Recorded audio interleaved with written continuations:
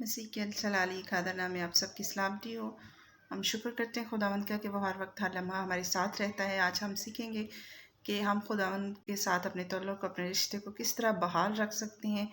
تو ابھی ہم دیکھیں گے کہ ہم کون سی ایسی باتیں ہیں جن کو اپنی زندگی میں اپنائیں گے تو ہم اپنے خداوند کے ساتھ اپنے رشتے کو گہرا کرتے جائیں گے۔ سب سے پہلے ہم دیکھیں گے کہ خداوند سے محبت رکھنے سے، اس کی نجات کا یقین کرنے سے، اس کے کلام کو اپنے دل میں لانے سے، بلا ناغہ دعا کرنے سے، خداوند کے ساتھ وقت گزارنے اور گناہوں سے اپنے آپ کو باز رکھنے سے، گناہوں کا اقرار کرنے سے ہم خدا کے ساتھ اپنے تعلق اپنے رشتے کو برقرار رکھ سکتے ہیں اور ہمارا یہ رشتہ اپنے خداوند کے ساتھ گہرا ہوتا جائے گا۔ ابھی ہم دیکھیں گے کہ اگر ہم خدا سے بچپن ہی سے جب ہمیں تعلیم دی جاتی ہے، ہم خدا کے بارے میں سیکھتے ہیں، خدا کے بارے میں پڑھتے ہیں، سنتے ہیں اور اس کے کلام پر یقین کرتے ہیں، تو وہ باتیں، کیونکہ بچپن ہی سے جب ہم یہ باتیں سیکھتے ہیں، خداوند کے کلام کو سیکھتے ہیں، تو یقیناً خداوند کا کلام جوانی سے لے کر بڑھاپے تک ہمارے ساتھ ساتھ رہتا ہے اور ہم خداوند کے ان تجربات کو معلوم کرتے ہیں۔ اسی طرح ہم دیکھتے ہیں کہ ابراہم جس نے اپنے بیٹے کی تربیت یقیناً خداوند کے کلام کے مطابق کی، اور اس کا بیٹا جانتا تھا کہ وہ اپنے باپ سے کتنی محبت کرتا ہے، اور جب قربانی کا وقت آیا تو اس کے بیٹے نے انکار نہیں کیا، بلکہ اس نے اپنے باپ کی اسی طرح عزت کی جس طرح خداوند کو وہ دیکھتا تھا کہ جس طرح میرا باپ ابراہم اپنے خدا کی عزت کرتا ہے، اپنے خدا سے محبت رکھتا ہے، کیونکہ اس نے بچپن سے یہ تعلیم پائی تھی۔ اور اسی طرح ہم دیکھتے ہیں کہ موسیٰ سے قوم بنی اسرائیل موسیٰ کی نئی نسل سے کس طرح بیان کرتا ہے، کس طرح نئی نسل کو بتاتا ہے کہ خداوند خدا کے اس خداوند کے ان کاموں کو بیان کرتا ہے کہ کس طرح خداوند نے غلامی سے قوم بنی اسرائیل کو نکالا اور وعدہ کی سرزمین پر لے کر گیا، اور کس طرح غلامی سے چھڑایا اور ملک کنعان میں لے جانے کا وعدہ کیا۔ لیکن خدا موسیٰ اور بنی اسرائیل کو ایک اہم بات یاد دلاتا ہے جو پشت در پشت یہودی نسل کے لیے ایک کلمہ کی سی حیثیت اختیار کر گیا۔ وہ اہم بات یہ ہے، سن اے اسرائیل، خداوند ہمارا خدا ایک ہی خداوند ہے، تو اپنے سارے دل، اپنی ساری جان اور اپنی ساری عقل سے خداوند اپنے خدا سے محبت رکھ۔ اور یہ قوم بنی اسرائیل کو یاد دلاتا ہے موسیٰ، تاکہ وہ اپنے خداوند خدا کی محبت میں برقرار رکھے۔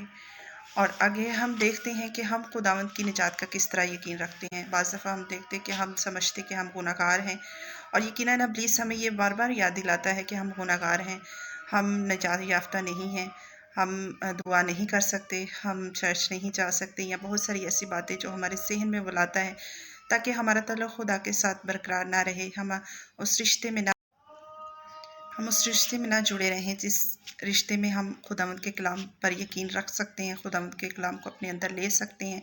اور وہ شک کے ایسے بیج ہمارے اندر بوتا ہے تاکہ ہم خداوند خدا کی نجات کا یقین نہ کریں۔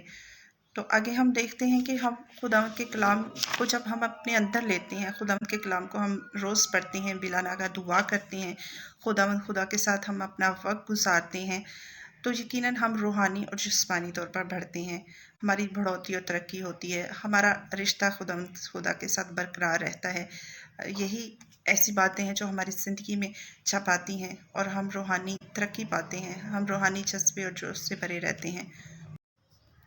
اور یہ احساس یقیناً بہت پیارا ہے کہ ہم اپنے خدا کو باپ کہہ کر پکار سکتے ہیں، کیونکہ تم کو غلامی کی روح نہیں ملی جس سے پھر ڈر پیدا ہو، بلکہ لے پالک ہونے کی روح ملی جس سے ہم ابا یعنی اے باپ کہہ کر پکارتے ہیں۔ خدا کے بیٹے اور بیٹیاں ہونے کے باعث ہم غلام نہیں رہے بلکہ آزاد ہوئے ہیں، اور اس کے لیے پالک بیٹے اور بیٹیاں بن گئے،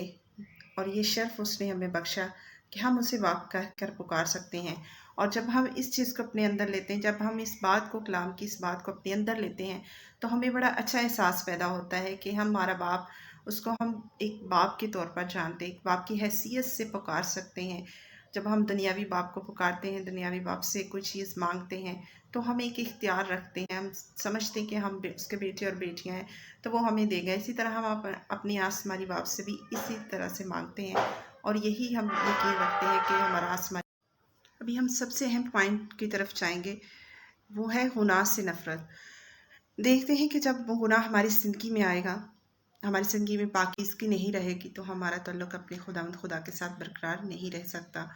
ہم اس رشتے کو برقرار نہیں رکھ سکتے، اور اس کی سب سے بڑی اگزامپل ہم پیدائش میں ہی دیکھتے ہیں۔ جب آدم اور حوا نے گناہ کیا تو ان کا تعلق، ان کا رشتہ اپنے خداوند خدا کے ساتھ بحال نہ رہ سکا، اور اسی طرح ہم دیکھتے ہیں کہ جب ہم گناہ کی حالت میں ہوں گے تو ہم کیسے اپنے خداوند کے ساتھ اپنے رشتے کو، اپنے تعلق کو برقرار رکھ سکتے ہیں۔ اور یہی ایسی باتیں ہیں جو ہماری زندگی میں نہیں ہونی چاہیے، کیونکہ ہمیں گناہ سے نفرت کرنی ہے،